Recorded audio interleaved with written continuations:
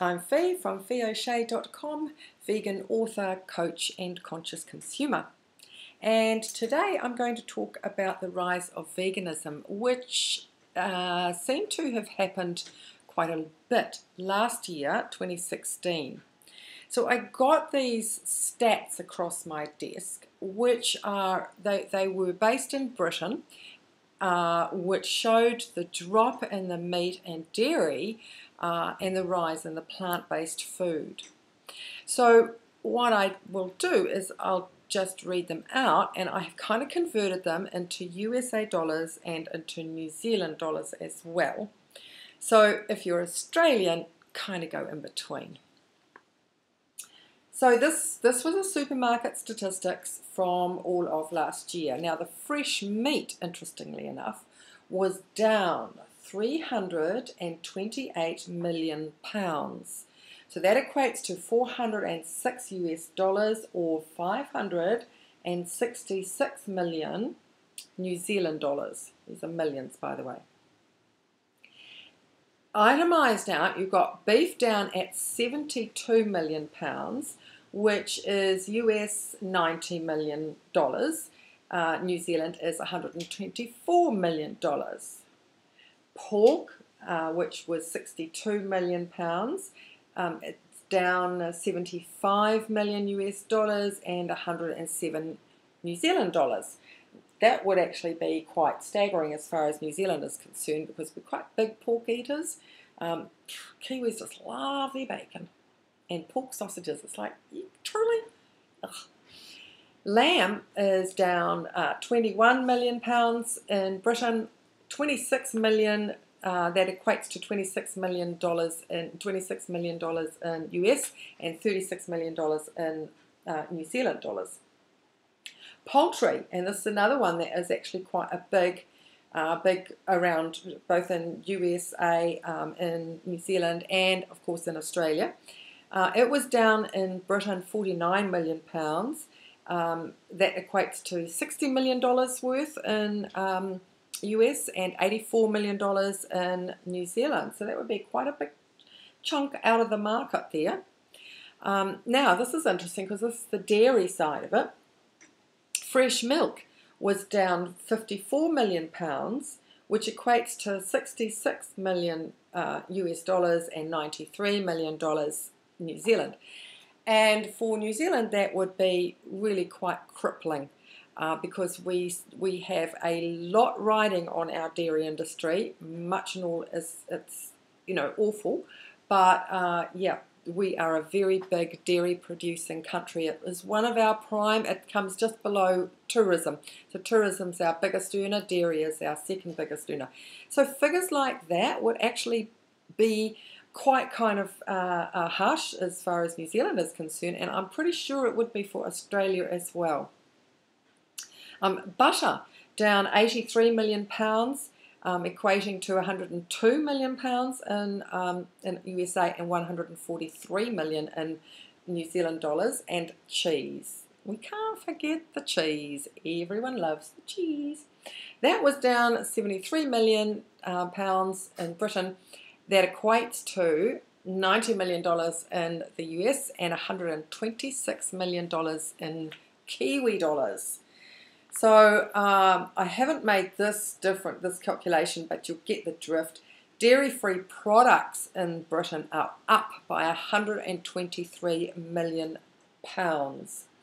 So that will be obviously way higher in US and in New Zealand dollars.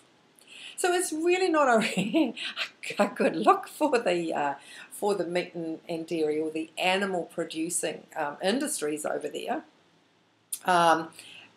Great for the plant-based industries. I mean, this is like really major. And my daughter lived in Britain for a couple of years, and she said, "Oh, Mum, you would love this place. It's just so much vegan food. It was gorgeous." She just felt it. She loved it because even just their pubs served, served vegan foods. So there's a kind of like a big shift in Britain, which is awesome, and let's hope that that flows over. I know in places like California there's a huge shift. I know in New Zealand there's also been a big shift. into the vegan or plant-based foods, which is wonderful, absolutely wonderful. Another thing that happened last year was kind of like paleo was quite the thing, quite the fad, you might say, and it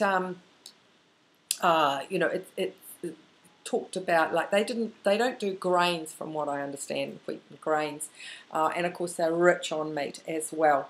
But it was huge. So another little snippet that came across my feed, I think I saw it on Twitter or somewhere, was that paleo and low carb and fad diets, they are so last year, and this year it is all about the grains. So I thought today I would just also mention a couple of grains. Now, I think you probably remember there was a rise a few years ago with quinoa, and everybody was jumping on the bandwagon and saying, quinoa is the superfood, which it is. Yeah, don't knock it at all. It is amazing. It is an amazing food. So that's not it. But now the grains are now starting to take hold again, and now, which makes me kind of chuckle a little bit, is that we have now the rise of the ancient grains. It's like, how long have they been around for? And as a vegan, vegans have been using grains ever since you start being a vegan. You kind of like start to get into the grains, so it's not a big thing for that for us. But vegetarians, yeah, it's if you're going to go plant-based, if you are eating plant-based, make sure that you do have the grains in there. I talk about I have a whole list of these grains in my nutrition book. But some of the super grains, quinoa, millet, kamut, buckwheat, bulgur, and teff. And the two I want to talk about today is bulgur wheat and teff. Now, I just love bulgur wheat. Bulgur wheat is so dead easy to make. It is unbelievably easy. All you have to do, it is 1 cup of the bulgur wheat to 1.5 cups of water.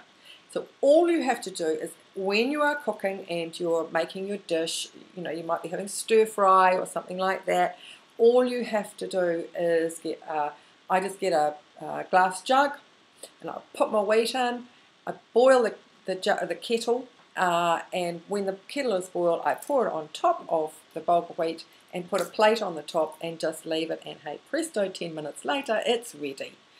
So there's no pulling out pots, there's no kind of like prepping, there's really nothing to it. It is so dead easy. Fabulous, of course, for if you're going to be making, tabbouleh or something like that, because it makes that really easy too. So that is, bulgur wheat is 1 cup to 1.5 cups of boiling water. Steep it for 10 minutes till the water absorbs, and you're good to go. Now teff, this is kind of like a new thing that's, again, it's an ancient grain, just exactly like quinoa, etc. It's been around forever and a day, but it's starting to come into vogue and fashion. It is very, very small. It's smaller than a poppy seed. Its flavour is kind of similar to flaxseed, maybe a little bit sweeter. It's best to try it and taste it and see if you like it. You cook it in a similar way to rice. So and the I can't think of the word. The ratio, that's the word. Come on, look, grey hair, come on. Okay, so the ratio you're wanting is 1 cup of teff to 3 cups of water. Okay, and you just do exactly the same as you do with rice, and you boil it for about 15 to 20 minutes, and fluff it up, and that's really nice. So yeah, so that's it for today. So remember, teff is actually can be quite hard to find. You may have to go to to sort of like a specialty health store that sells foods. Possibly in America, if you're close to Whole Foods, they probably would have it. In New Zealand, like the biggest cities would probably have it without a problem. We have a lovely, in the city I'm in, which is kind of like a medium-sized city, we have a organic fruit and veggie type, shop that sells all sorts of things, everything organic. And yeah, I have been able to find it in there a couple of times, but again, I find it hard to get. But the more we keep asking for it, and the fact that it has come in vogue, I think the more that the shops will actually start to stock it. Have a go at it. It's really corker. It's great. It's something different. And as I said, the bulgur wheat, easy as. And just before I go, just to let you know that quinoa officially is not a grain, it's actually a seed, and it comes from a plant called a goosefoot.